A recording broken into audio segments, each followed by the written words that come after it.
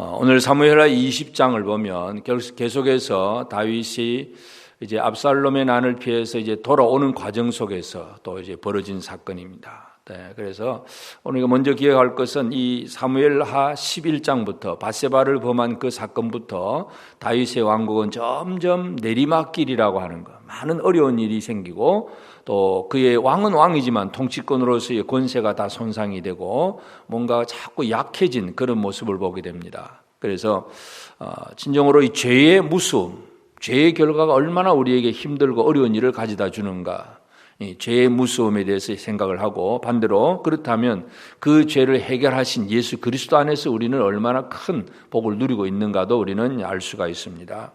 하여튼 이제 압살롬의 난을 이제 직무를 하고 그다음에 돌아오는 과정 속에서 다윗은 제일 먼저 이제 한 것이 바로 유다 지파에게 소식을 보내 가지고 유다의 장로들이 자기를 먼저 영접하도록 그렇게 한 것. 그래서 유다 지파가 먼저 요단강에서 다윗이 돌아오는 길을 영접을 하다 보니까 나머지 11지파가 그것 가지고 이제 불평을 합니다. 서로 이제 논쟁이 벌어졌습니다. 그러니까 이스라엘과 유다가 논쟁이 벌어졌는데 그러나 유다 지파의 말이 더 강경하였더라. 19장 마지막 절에 이스라엘 사람 말보다 유다 사람 말이 더 강경합니다. 이스라엘이 유다의 말을 이길 수가 없습니다. 그러니까 다윗이 돌아오는 과정 속에서 왜 12지파가 다 같이 다윗을 영접해야 되는데 유다 지파만 독특하게 튀어서 그렇게 하느냐 하는 이 문제 때문에 논쟁이 벌어졌는데 유다 자손들의 말이 더 강경해서 이스라엘 사람들은 속으로 원망과 불평이 나옵니다. 그 원망과 불평의 순간에 세바라고 하는 한 사람이 등장을 합니다. 그때 마침 거기에 불량배 하나가 있으니 이 불량배는 벨리알입니다. 벨리알. 이 벨리알은 우리가 신약 성경에도 보면 그리스도와 벨리알이 하나가 될 수 없다. 이 사탄의 별칭 중에 하나가 벨리알인데 하여튼 이 무가치하고 사악하고 불량하다. 바로 그런 뜻입니다. 그러니까 아주 이 불량배 하나, 벨리알 하나가 나타나서 지금 막 이스라엘 사람들이 유다 지파와 서로 논쟁을 벌일 때에 기분 나쁜 감정을 이용해서 우리는 다윗과 나눌 분깃이 없다.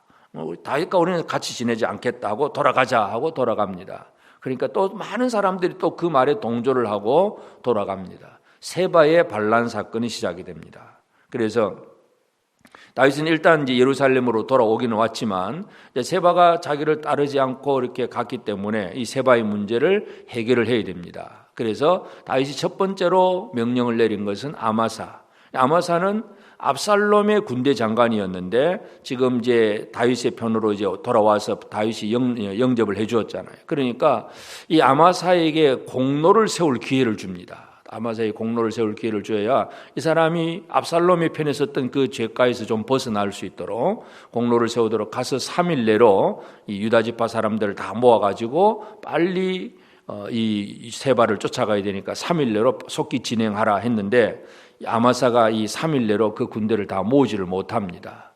이 세바는 점점 그 세력이 강해지고 또 힘을 얻게 되고 군대는 아직도 시작이 안 되고 하니까 그 다음에 이제 다윗은 아비새에게 명령을 내립니다. 요압의 동생 아비새에게 명령을 내려서 이 군대를 지금 있는 이 함께 있는 군대 이 군대를 데리고 빨리 가서 지금 시간이 지나면 안 되니까 빨리 가서 세바를 치라 하는 명령을 내립니다. 아비새에게 명령을 내렸는데 이제 실제적인 전쟁을 하러 가는 걸 보면 아비새의 형 요압이 또 앞장서서 갑니다. 그러니까 요압이라고 하는 인물이 오늘 우리가 한번 잘 살펴봐야 될 문제인데 이 요압은 다윗의 충신이고 또 다윗의 그의 오른팔과 같이 참 군대 장관이고 모든 것을 다 잘하는 사람입니다. 그런데 다윗은 요압보다 아마사를 세워주고 아비새를 세워주어서 그러니까 다른 사람에게 공로를 더 주고 싶은데 이 공로를 빼앗기기를 절대로 싫어하는 사람이 바로 요압입니다. 그러니까 요압에게 왕이 명령을 안 내렸는데도 요압은 자기가 나갑니다. 자기가 나가서 아비새가 동생이니까 또 형으로서 자기가 더 앞장서 버리고 그리고 나가면서 길에서 이제 이 군대를 모아가지고 오는 아마사를 만나게 됩니다. 늦게 오는 아마사를 만나면서 근데 요압이 일부러 그랬는지 하여튼 좀 그렇게 하잖아요. 허리에 칼을 차고 있는데 이 칼집에 꽂은 칼을 이제 허리에 찼는데 칼이 빠져가지고 칼이 떨어져 버립니다. 그러니까 칼을 줍는 척하고 아마사의 수염을 잡고 인사를 하면서 칼을 줍는 척하고 손에 칼이 들려있는 채로 인사하면서 그냥 아마사를 배를 찔러 죽여버립니다. 그러니까 자기보다 공로를 더 세울 수 있는 가능성, 쉽게 말해 정치적인 정적이 될 수 있는 사람을 칼로 제거하는 이것이 바로 요압의 행동입니다.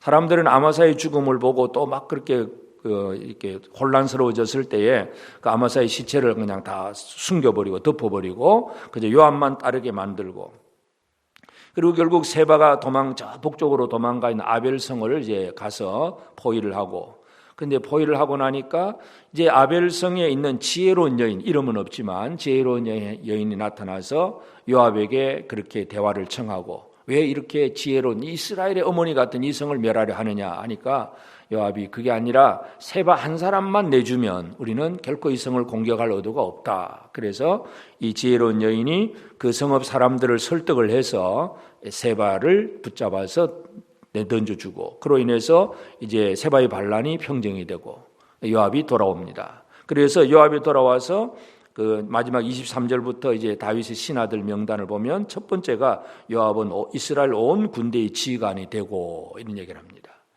그래서 참 우리가 다윗이 왕으로서 통치를 하긴 하는데, 그런데 이 왕의 입장에서 보면 이 신하와 저 신하가 서로 다 같이 뭔가 잘해주는 이런 구도를 만들기를 원하는데, 다윗의 구도와는 상관이 없이 요압이 실세가 되어버립니다. 실권을 갖고.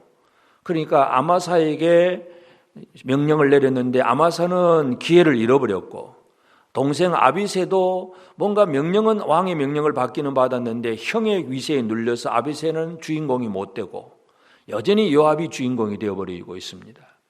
다윗 왕국 속에서 이 요압의 실세가 되어버리고, 그래서 나중에 이제 다윗이 아들 솔로몬에게 유언을 할 때에 이 스루야의 아들 요압을 제어하기가 힘들다, 왕이면서도 이 신하를 제어하기가 힘들다 하는 그런 고백을 하면서 솔로몬이 요압을 처리해 달라 그렇게 유언을 합니다. 그래서 오늘 우리가 이 사무엘하 20장을 통해서 첫째는 그 한 사람의 죄를 지은 결과로 지금 많은 혼란스러운 사건들이 벌어지고 있다는 죄의 영향력에 대해서 우리는 먼저 생각을 해야 되고, 그 다음에 한 가지 우리가 묵상해야 될 것은 나는 하나님 앞에 요압과 같은 사람은 아닐까 하는 문제.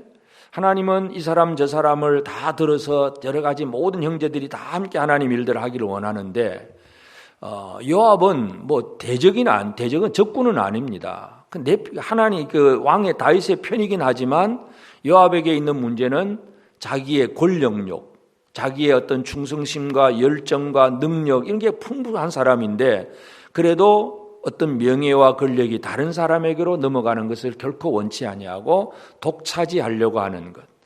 하나님의 일을 하는 데 있어서 하나님은 이런 사람 저런 사람을 다 들어 사용하실 수 있는데 무조건 나만이 최고다, 내가 모든 걸 다 해야 된다, 이런 이 개인적인 사심이 들어가 있는 그런 욕심을 가진 사람도 있을 수가 있습니다.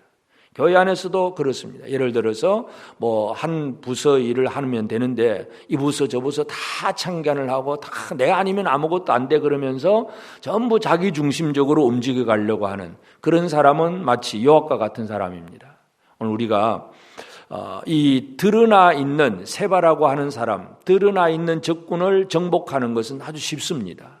그냥 군대를 보내서 정복하면 되니까. 근데 다윗이 참 통제가 안 되는 것은 자기 안에 있는 충성스러운 신하 요압. 이 요압은 통제가 잘 안 됩니다. 참 우리 안에서 우리 개인적인 입장에서 바깥에 드러나 있는 어떤 죄를 처리한다는 거, 이거 잘못이구나 하고 회개하는 것은 잘못을 깨닫기만 하면 회개를 할 수가 있습니다. 그런데 죄는 아닌데 내 안에 있는 것, 내 안에서 뭔가 어떤 일을 할 수 있는 힘이 되고 능력이 될 수 있는 것, 예를 들어서 지식이라든지 기술이라든지 경험이라든지 이건 전부 내가 어떤 일을 할 수 있는 중요한 도구예요. 이건 죄가 결코 아니에요.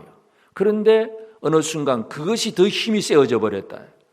하나님의 일을 하는 데 있어서도 하나님의 명령보다도 내가 가진 어떤 지혜와 기술과 경험 이게 더 앞장서 버리면 이게 내 안에 있는 요압과 같습니다.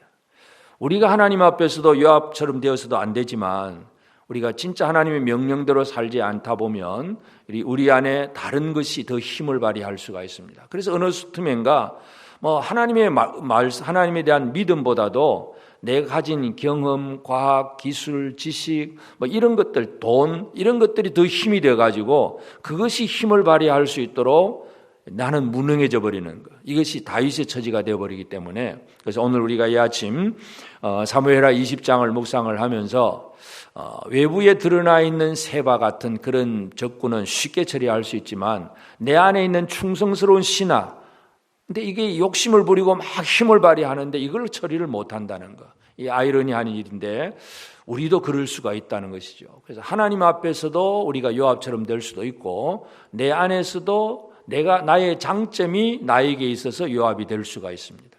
그러니까 그런 것들을 어떻게 지혜롭게 처리할 것인가. 이것이 오늘 이 아침에 우리 기도의 제목입니다. 그래서 하나님께서 모든 주권을 가지시고 하나님께서 아마사를 쓰든 아비새를 쓰든 이 다윗이 왕의 주권인데 요압은 자기가 모든 일을 다 해버리는데 바로 하나님 앞에 우리는 모든 주권을 내어드리는 일들을 다시 한번 생각을 해야 되고 또 우리 개인의 영성 생활에 있어서 어느 틈엔가 믿음이라든지 말씀이 중심이 안 되고 더 힘을 가진 돈, 명예, 과학, 기술, 경험 이런 것들이 내가 사역하는데 더 힘이 되어버리고 있지 않는가. 요압을 제거하지 않으면 다윗은 점점 힘이 없어져 버립니다. 그러므로 내가 제거해야 될 문제가 무엇인가. 오늘 이 아침 묵상하면서 참으로 우리는 오직 하나님의 왕권, 하나님의 통치권 아래서 우리가 철저하게 복종하고 내게 주어진 사명을 제대로 감당하는 그런 우리 모든 성도들 꼭 되어지길 바랍니다. 기도하십시다. 거룩하신 아버지 하나님, 크신 은혜를 감사합니다. 하나님, 오늘도 새 아침 주시고 또 깨어서 기도하게 하셨는데 아버지 하나님 우리에게 말씀하시고 또 찬양하게 하시고 기도하게 하셨사오니 참으로 다윗이 압살롬의 난을 피해서 도망갔다가 돌아오는 과정이지만 여전히 문제는 남아있고 세바가 반란을 일으키고 또 그 모든 것을 진압하는 과정 속에서 다윗의 뜻대로 이루어지지 아니하고 요압이 더 득세하는 그런 모습들을 우리가 바라보면서 참으로 하나님 아버지, 우리가 이 땅에서 믿음으로 산다고 하면서도 어느 틈엔가 내 개인의 욕심이 더 앞장서서 다른 형제들의 어떤 공로까지라도 침범하는 그런 일들까지 있을까 두렵습니다. 아버지 하나님, 하나님의 주권 속에 철저하게 복종할 수 있는 저들이 되게 하시고 하나님의 원하시는 뜻을 따라서 내가 할 수 있는 일만큼 제대로 감당할 수 있도록 은혜 내려 주시옵소서. 거룩하신 아버지, 오늘 사랑하는 성도들의 삶 속에 역사하여 주시고 우리가 이 땅에서 매일매일 하루하루를 살아갈 때에 오직 모든 주권이 하나님 손에 있음을 알고 하나님 앞에서 맡은 사명을 잘 감당하게 하옵소서. 하나님, 또 우리 안에 내 안에 요압과 같은 그런 힘과 세력이 있어서 그것을 의지하게 되거나 그것만을 바라보는 어리석은 자가 되지 않게 하시고 오직 하나님의 뜻을 이루어 나갈 수 있는 저들이 되게 하옵소서. 하나님의 말씀과 하나님이 함께 하시는 그 하나님의 능력만이 진정으로 우리의 삶이 되고 또 우리의 사역이 되기 때문에 다시 한번 기억하게 하옵시고 오늘도 이 하루 하나님의 은혜 속에 살게 하옵소서. 특별히 이 아침에 깨어서 기도하는 사랑하는 성도들을 기억하시고 우리의 모든 기도 속에 하나님 아버지 풍성한 은혜로 응답하여 주시옵소서. 아버지 하나님, 우리 사랑하는 성도들의 가정과 직장과 사업장 모든 곳에 하나님 은혜 주시고 우리 자녀들 학교 생활 모든 학업에서도 또 친구들과 관계 속에서도 믿음의 선한 영향력을 끼칠 수 있는 우리 온 성도들 되게 하여 주시옵소서. 또 특별히 우리 중에 여러 육체의 연약함, 질병 속에 있는 이들도 있습니다. 하나님 아버지의 강건함을 다하시고 치유하시는 하나님의 놀라운 은혜를 허락하여 주시옵소서. 우리 가을 대신방을 진행하는 이 모든 과정 속에도 하나님의 선하신 손길이 나타나고 각 가정에 하나님의 풍성한 은혜가 나타나도록 각 형제 모임마다 진정한 기쁨과 위로와 함께하는 은혜가 나타나도록 주께서 역사하여 주시옵소서. 오늘 이 아침 우리의 기도를 들응답해 주실 줄 믿고 감사하오며 예수님의 이름으로 기도드리옵나이다. 아멘.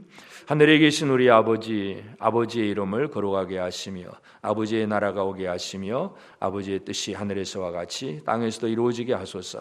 오늘 우리에게 일용할 양식을 주시고 우리가 우리에게 잘못한 사람을 용서하여 준 것 같이 우리 죄를 용서하여 주시고 우리를 시험에 빠지지 않게 하시고 악에서 구하소서. 나라와 권능과 영광이 영원히 아버지의 것입니다. 아멘.